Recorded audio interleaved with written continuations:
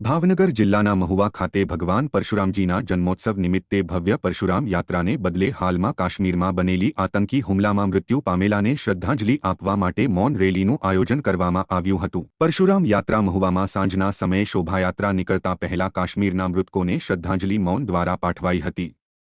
મહુવાના ખીમનાથ મંદિરથી સાંજે મૌન યાત્રા નીકળી હતી, જે મહુવાના વાસી તળાવ, ગાંધીના પુતળા, ગાંધીબાગ, ભગવાન પરશુરામ ચોક ખાતે પૂર્ણ થઈ હતી। પૂર્ણાહુતિ સ્થળે ભવ્ય પરશુરામ ભગવાનની મહાઆરતી યોજવામાં આવી હતી। જો કે સમગ્ર બ્રહ્મ સમાજ અને યુવા પરશુરામ ગ્રુપ દ્વારા ભવ્ય આયોજન કરાયું હતું।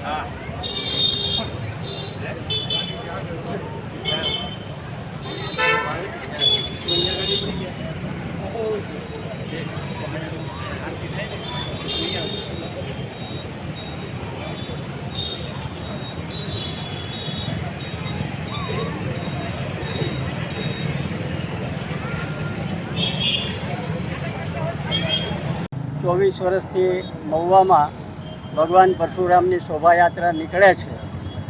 આ વર્ષે 22મી એપ્રિલના રોજ પહેલગામમાં જે યાત્રિકો ઉપર આતંકવાદીઓ તરફથી હુમલો થયો છે એના માનમાં અમે શોભાયાત્રાને બદલે મૌન રેલી અને શ્રદ્ધાંજલિ આપવાનું નક્કી કર્યું અને શ્રદ્ધાંજલિ સ્વરૂપે આજે અહીંયા શહીદ સ્મારક ગાંધીબાગે 5 મહામૃત્યુંજય મંત્ર બોલીને એમના આત્માને પૂર્ણ શાંતિ મળે। જય જય પરશુરામ, હર હર મહાદેવ। આજે 29 તારીખને મંગળવારના રોજ અક્ષય તુલસી નિમિત્તે ભગવાન શ્રી પરશુરામની યાત્રાનું આયોજન હોય છે, પરંતુ પહેલગામની અંદર જે યાત્રિકો ઉપર ઉશ્કારો હુમલો થઈ આતંકવાદી હુમલો કરી તેમને મૃત્યુ પામવામાં આવેલા હોય તેને શ્રદ્ધાંજલિ સ્વરૂપે આજ સમગ્ર બ્રહ્મ સમાજ મહુવા તાલુકા અને આજુબાજુના તમામે શ્રદ્ધાંજલિ સ્વરૂપે આ કાર્યક્રમ રાખી એમને શ્રદ્ધાંજલિ માટેનો આ કાર્યક્રમ કરેલ હોય।